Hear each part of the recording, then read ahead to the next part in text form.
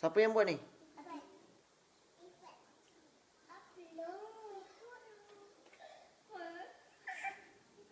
Tak, ayah nak tanya, siapa yang koyakkan ni?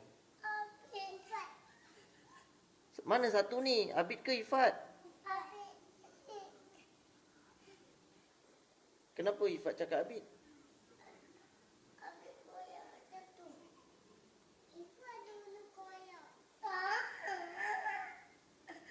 Abid macam mana nak buat ni? Macam mana nak buat ni?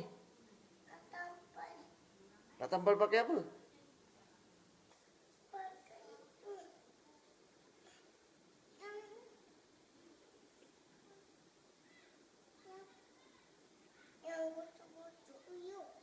Siapa yang koyakkan ni? Siapa tipu lidah dia kena potong tahu tak?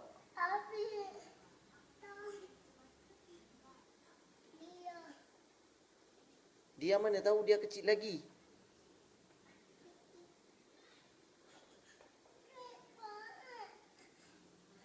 Siapa nak lidah kena potong ni? Ni nampak ni, siapa yang koyakkan ni? Kau cakap betul-betul.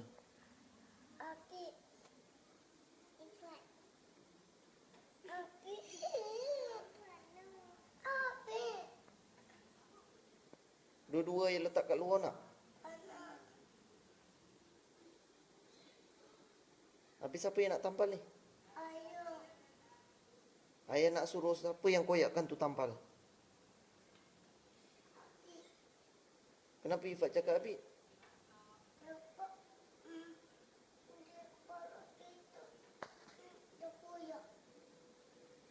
Abid, kenapa Abid cakap Ifat?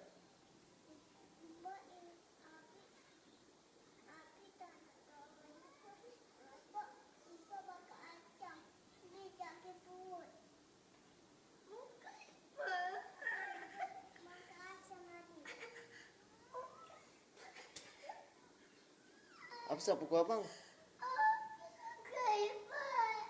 Kalau Ifat tak buat, kenapa Ifat pukul abang?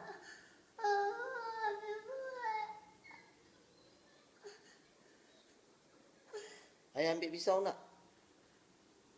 Ayah letak kat luar nak? Habis siapa nak betulkan ni? Kenapa pula ayah? Ayah tak koyakkan. Bukan ayah yang koyakkan.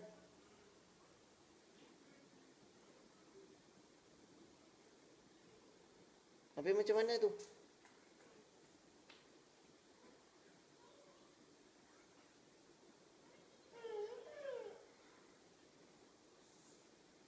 Baik, pergi tidur sekarang.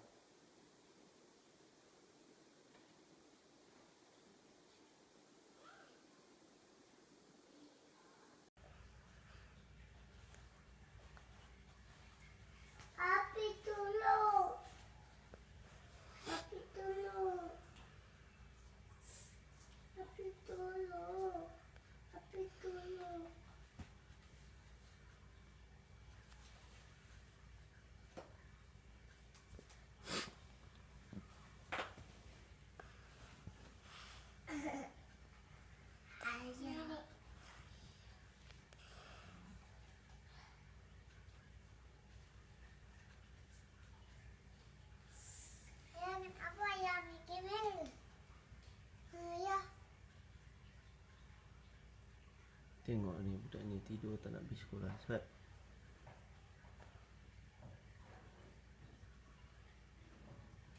Pat.